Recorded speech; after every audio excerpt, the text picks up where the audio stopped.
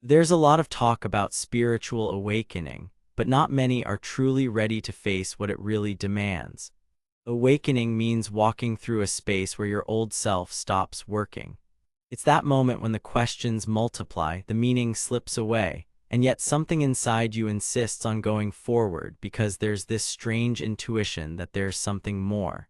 And that more lives in a place you haven't learned how to inhabit yet. In Carl Jung's view, spiritual awakening is a deep psychological process where the unconscious stops being a foreign land and becomes the map for inner transformation. But there's no universal path. Everyone makes this journey in their own way. Still, there are patterns, recurring phases like notes in a soul's symphony. That's why today we're going to explore the 12 stages of spiritual awakening. Think of this video as a guide to help you recognize where you are and where you're being called. And maybe, for the first time, you'll be able to name what's been happening in silence within you. So watch until the end, because understanding this process can change everything about how you walk this path. And if you're not subscribed yet, go ahead. There's a lot more truth coming your way. Albert Camus in The Myth of Sisyphus said, "The absurd is born of the confrontation between the human need and the unreasonable silence of the world." We crave meaning, coherence, answers. But the world, in its indifference, offers no guarantees. It's in that disconnect between our inner longing to understand and a reality that doesn't respond that the crisis begins. Outwardly, nothing changes. Work, routine, relationships, they go on. But inside, something starts to unravel. Meaning slips through the cracks of everyday life. And that's where the first stage of awakening begins, a deep soul-level dissatisfaction. Like something in you is asking for what the outside world can't give. Carl Jung observed that individuation often begins with the collapse of what he called false peace. The persona, the social mask we wear to fit in, starts to crumble, and the breakdown happens internally. You feel like you're playing a role, but you're no longer in the story. It's like being stuck in a script with lines that have lost all meaning. This is the beginning of a raw fracture between who you've become and who, on some level, you know you could be. The soul begins to stir. It's subtle but radical. It doesn't offer answers. It just shakes the foundation of what once felt certain. Camus suggested that, faced with the absurd, we have one real choice: to live with lucidity without retreating into illusion. Jung would add that lucidity is the threshold of transformation, because only when the mask starts to crack can the truth get in. The soul's call is unmistakable. Ignoring it comes at a price. It will start to erode everything false until something more real can emerge. After the dissatisfaction, after the soul starts calling, comes the urge to search for answers. You need to understand what's happening inside. That urgency becomes movement. You start exploring books, videos, spiritual paths, philosophies, practices, anything that touches this strange new territory opening up. There's beauty in this beginning. A single line read at the right time can unlock something inside you. A meditation might bring peace where there was chaos. A symbol might show up over and over again. At this stage, it's common to feel in tune with the collective unconscious. You begin to attract things that seem to describe your experience exactly. Synchronicities start piling up. Your soul begins to realize it's not alone.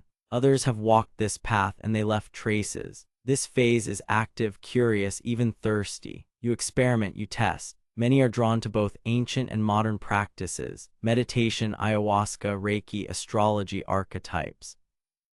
Each might contain a fragment of what you're looking for. But here lies one of the first big traps: spiritual overload. The ego, overwhelmed by inner chaos, may turn the search into consumption.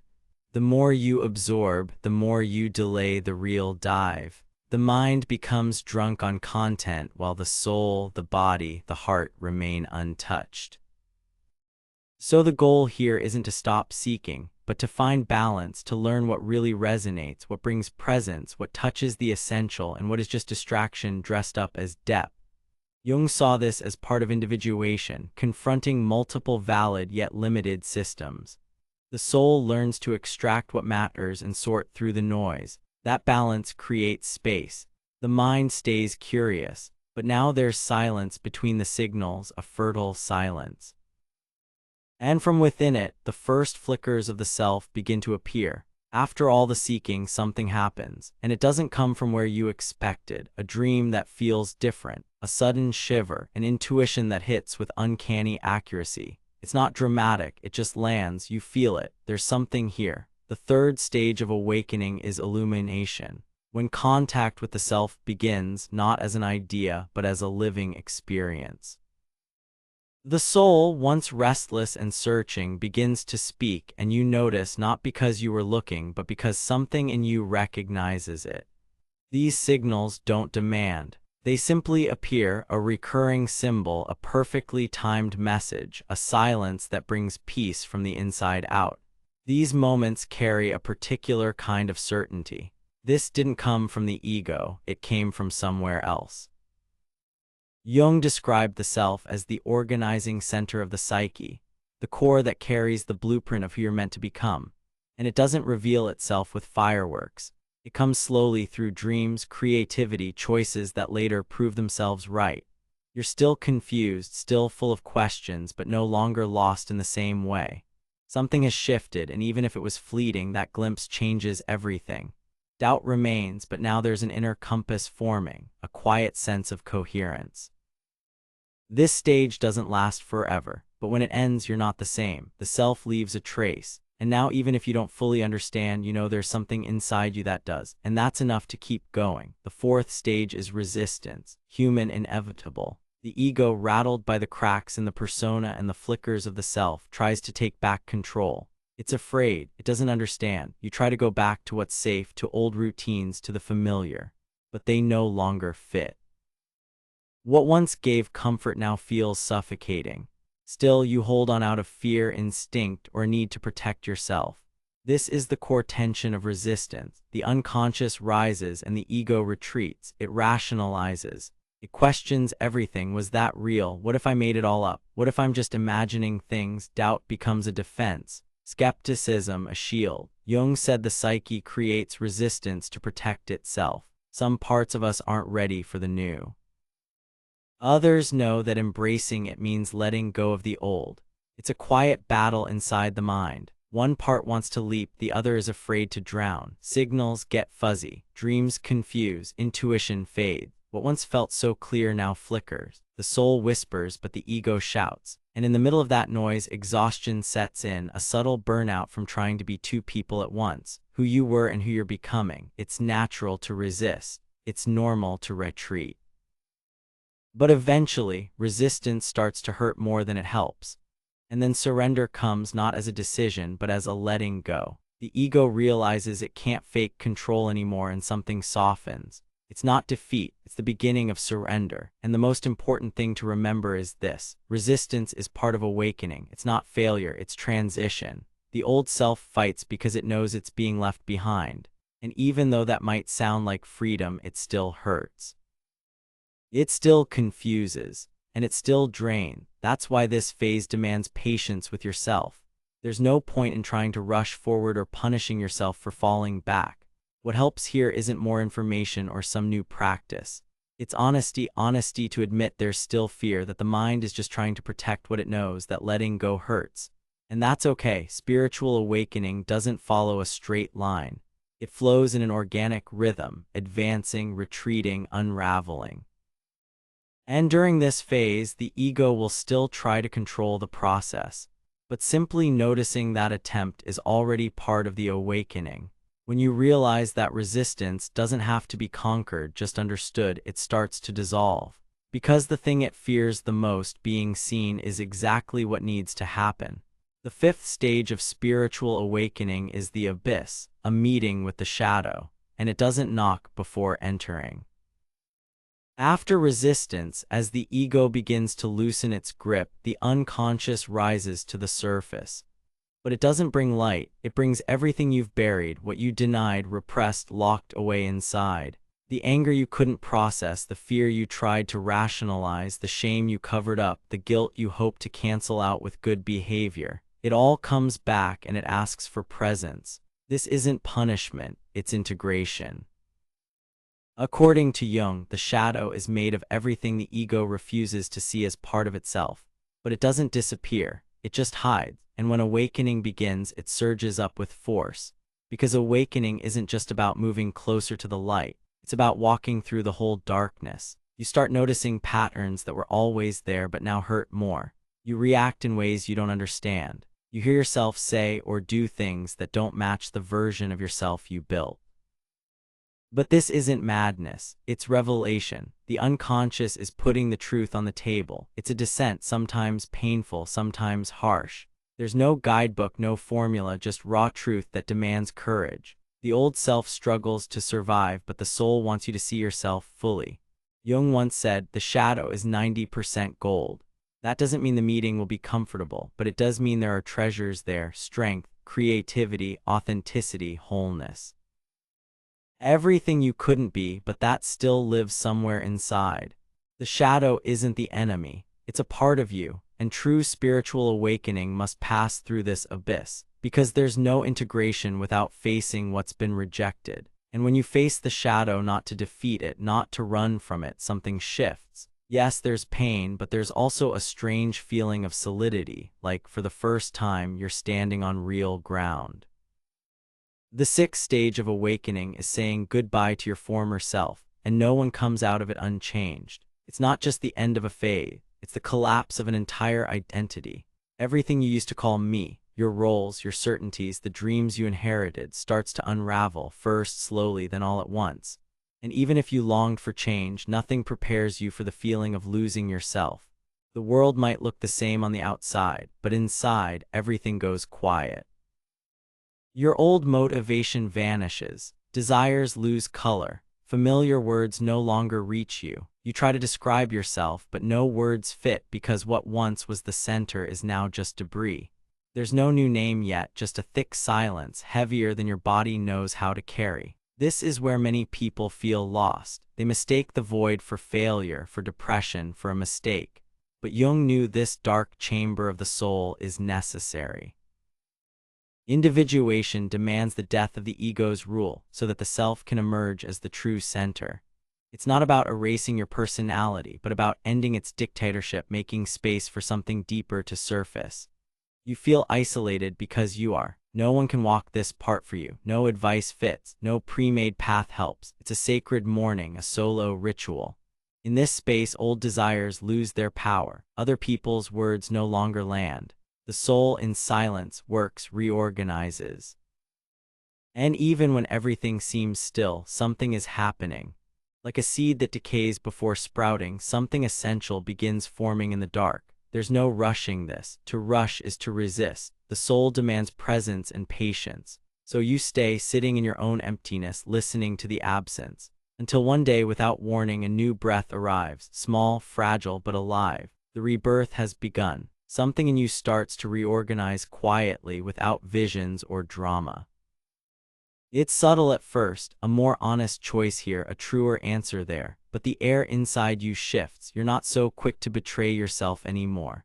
The seventh stage of awakening is when authentic individuality starts to emerge. It's not the old self returning. It's not a new persona. It's a rawer, clearer, more alive presence. You're no longer trying to fit in. You're trying to be whole, and that changes everything. The center of your identity shifts. It no longer orbits around approval, status, or inherited duties. A new axis emerges, quiet but firm. It's like something inside you whispers, "This is me," even if you still don't have the words for it. The ego is no longer in charge. It's still there, but now it learns to serve, not lead. Intuition begins to guide you more. You react less. You act more from alignment than impulse. Responses come from within, not from what others expect. This is a time of reconstruction. The old foundation collapsed, but the new one feels real. You still hesitate sometimes, but you don't abandon yourself as easily. Self-judgment weakens, comparison loses its grip, and you begin to taste the peace of not pretending anymore. Emotional autonomy takes root, not as isolation, but as grounding. You realize you don't need external validation to exist. Your relationship with the world shifts. There's no longer a need to prove anything, just to live in coherence with what's alive inside you. This isn't the end. Your new identity is still forming, but it's breathing, walking, choosing. The eighth stage of awakening is when synchronicities become frequent. Jung describes synchronicity as two events, seemingly unrelated, connecting through meaning. It's as if the universe answers the soul not with words but with mirrors. You're no longer obsessively chasing signs. They just happen, effortlessly, unexpectedly, naturally. And the most amazing part, they make sense to you even if no one else gets them. It's a private language, a personal code that only reveals itself when you're present. These moments don't prove anything. They're not guarantees. They don't solve your life, but they touch something deep, as if confirming that your inner and outer paths have started to align. Your perception expands. You start seeing differently, listening differently. Reality feels like music. You notice harmony, dissonance, patterns that move. It's not magic, it's resonance. Your awakened soul now emits a frequency that attracts situations aligned with your state. You can't force these moments. Try to chase them and they vanish. But when you live in coherence with what you feel, they show up naturally. And most importantly, they're not shows. They're reminders that you're on track. Jung understood that the outer world isn't separate from the psyche. It reflects, resonates, responds. In that sense, synchronicity is the soul breathing through the world, a living symbol of the connection between the visible and the invisible. And when you start to trust those signs, something inside you relaxes, not because you figured it all out, but because you felt the thread guiding you. Even when the plot feels tangled, you begin to walk with a different kind of certainty. The ninth stage of spiritual awakening is when authentic expression demands its place. After diving into the shadow, dying symbolically, rebuilding a new center, and witnessing the synchronicity between inner and outer worlds, you start to act from that truth. The way you speak shifts, your tone changes, your presence evolves. It's not about being forceful or impulsive. It's about being honest, aligned. You begin saying what you actually think, even when it might upset someone. You start choosing from what you truly feel, even when it might shake things up. You start living without asking for permission, even when it scares people. And yes, this comes with consequences. Some connections loosen, others break. Some people won't recognize your new frequency. Some spaces won't fit the unfiltered version of you. And as painful as that can be, you start to realize misalignment is also healing. The social mask doesn't fall off all at once. It dissolves slowly in everyday gestures, in the refusal to lie just to please, in the silence where there used to be explanations, in the spontaneous laugh that no longer fits any performance. This process doesn't demand perfection. You'll slip, fall back into autopilot, feel tempted to pretend again, but something inside you no longer allows it for long. There's a discomfort now when you betray yourself, a kind of static that didn't exist before. The soul demands coherence, and that's when life starts to rearrange itself. Truer relationships show up. Your work starts to mean something different. Decisions feel lighter because now everything is built around who you are, not who you learn to seem like. Authentic expression isn't about saying everything. It's about being at peace with yourself, even in silence. Truth doesn't need to shout, it just needs to exist. The 10th stage of spiritual awakening is direct contact with the self, not as a theory, but as a felt presence. The self, that deep psychic center Jung described as potential wholeness, no longer shows up just as a guiding force. It becomes your axis, your reference point. It's not a constant state, but when it's there, it changes everything. There's a quiet that doesn't rely on circumstances, a clarity that doesn't ask for explanation, a sense of being in yourself not as a concept but as a lived experience. You stop needing to force decisions. Choices become clearer because they come from a stable place. The self doesn't shout, it doesn't push. It guides with calm certainty, like a silent compass that always points north, even when everything around you shifts. In this state, the outer world might still be messy, but inside something has landed. Judgment fades, comparison vanishes, the urge to control dissolves. There's no inner war anymore. There's listening, and with that, trust. Jung knew the meeting with the self was the heart of individuation, not an ending, but a deep reordering of the psyche. When the ego is no longer the center, suffering changes. It doesn't vanish, but it no longer rules you. It doesn't drag you under. It doesn't blind you. You begin to live with lightness, not because life got easier, but because you stopped identifying with the role and rooted in your being. You still feel fear, doubt, pain, but now there's space for it all. You no longer get lost in it. The self doesn't make you better, it makes you whole. The next stage of spiritual awakening is realizing that you co-create reality from your inner state. Life begins to mirror what you hold within. What once felt random now shows coherence, not with what you want, but with what you are. Jung said, the external world is in large part a projection of the inner one. That doesn't mean you're making it all up, but it does mean your perception, your interpretation, your relationship to events shapes what they become for you. A loss can be an end or a doorway, a crisis, a threat, or liberation. Perspective changes everything. In this stage, you stop blaming the world for your inner states. You begin to see your role in everything you experience. This isn't about guilt. It's about power, a mature recognition that your consciousness has direction, weight, creative force.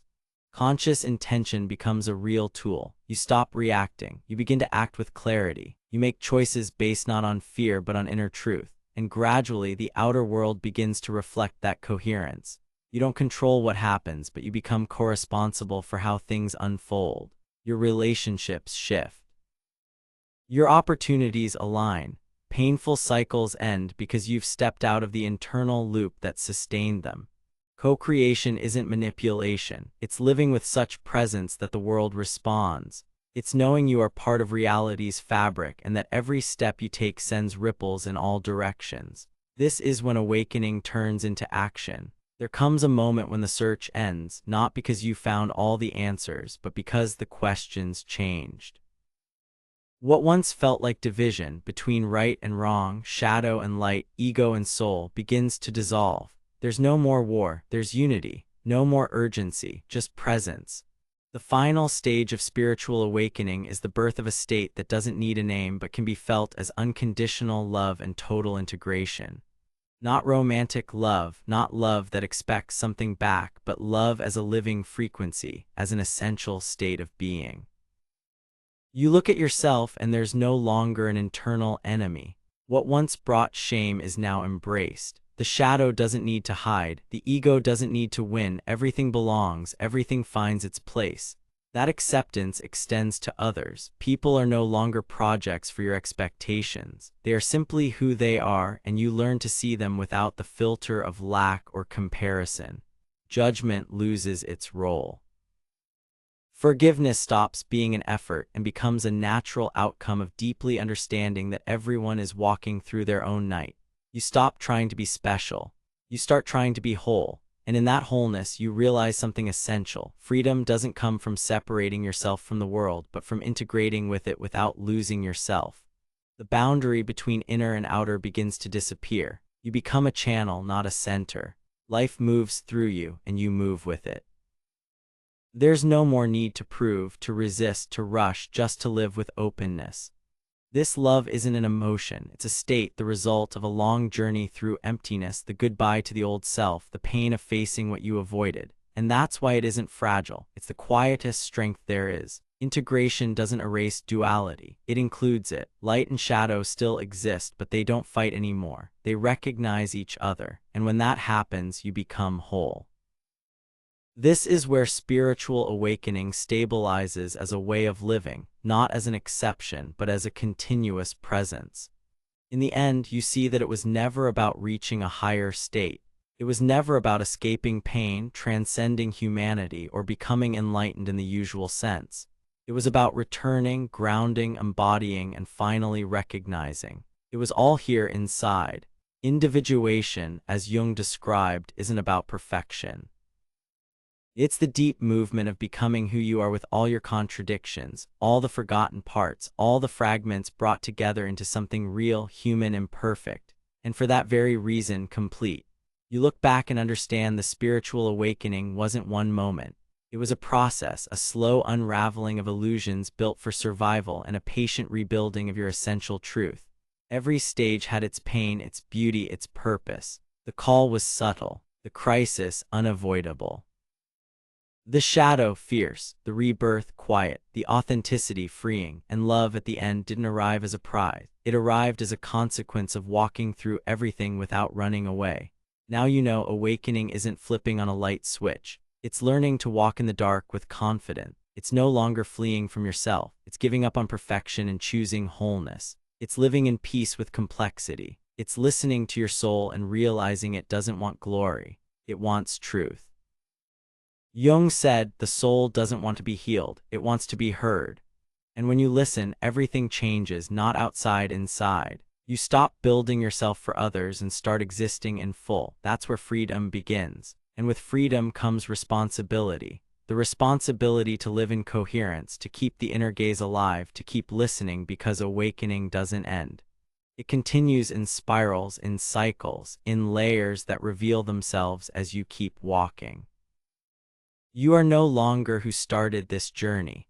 And yet you've always been. What fell away wasn't you. It was who you thought you had to be. What was born in its place is a version that's more real, more rooted, more present. Happiness may come, yes, but as a byproduct of integration, not as a goal. Because now you know the soul doesn't want promises. It wants presence, not formulas, but listening. And it's always here, whispering the way home. You've come all this way not to become someone better, but to become whole. And being whole, that is the awakening. Now tell me which stage resonates with you today. I'd truly love to know, and leave a comment with the phrase, I am awakening. That way I'll know you stayed with me until the end and that this journey stirred something inside you too. And if this video helped you in any way, consider clicking the super thanks button down below. Your financial support, beyond being a gesture of gratitude, allows this channel to keep going and reach even more people who are awakening, often in silence. Thank you for being here. See you in the next video.